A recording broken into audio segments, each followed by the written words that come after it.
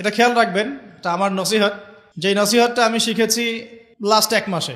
প্রতিনিয়তই কোনো না কিছু শিখছি, আমরা শেখার উপরেই আছি। তো বিগত 1 মাসে একটা নসিহত শিখেছি এবং আমার ওস্তাজ তিনি আমাকে এই কথাটা বলেছেন পার্সোনালি।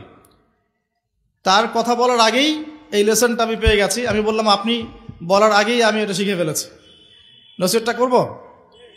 আল্লাহ রাব্বুল আলামিন যদি আপনাদের কাউকে খাস করে কোনো সত্য স্বপ্ন দেখান বা কোনো অন্তর্দৃষ্টি দান করেন বা কোনো কারামত বা নিয়ামত দান করেন খাস করে, যেটা হয়তো সবাই পায় না সাধারণত, তাহলে সবার সামনে বলতে যাবেন না।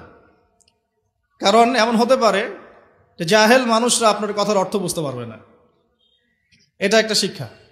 যদি আল্লাহ রাব্বুল আলামিন আপনাকে খাস করে কোনো সত্য স্বপ্ন দেখান বা কোনো কারামত দেন বা স্পেশাল কিছু যেটা আপনি সবার মধ্যে পাচ্ছেন না, তাহলে সবার সামনে এটা বলার কোনো প্রয়োজন নাই।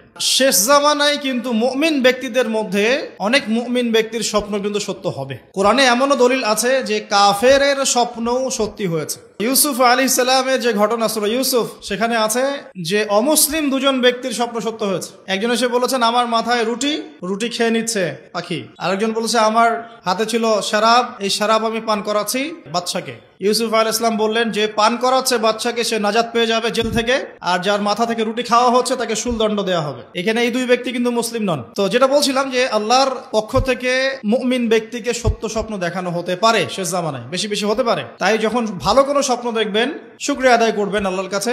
খারাপ স্বপ্ন দেখলে কাউকে বলতে যাবেন না, বরং 2 রাকাত নামাজ পড়ে আল্লাহর কাছে আশ্রয় চাইবেন। আল্লাহ আমি এই খারাপ স্বপ্ন দেখেছি, এর থেকে তোমার কাছে আমি আশ্রয় প্রার্থনা করছি। যদি আল্লাহ রাব্বুল আলামিন আপনাকে খাস করে কোনো সত্য স্বপ্ন দেখান বা কোনো কারামত দেন বা স্পেশাল কিছু যেটা আপনি সবার মধ্যে পাচ্ছেন না, তাহলে সবার সামনে এটা বলার কোনো প্রয়োজন নাই। কারণ হতে পারে বেশিরভাগ মানুষই জাহেল হবে এবং জাহেলরা আপনার কথার গভীর মর্ম অনুধাবন করতে পারবে না। তো এই শিক্ষাটাও শিখে নেন। এখন নবীগণের স্বপ্ন হচ্ছে ওহী।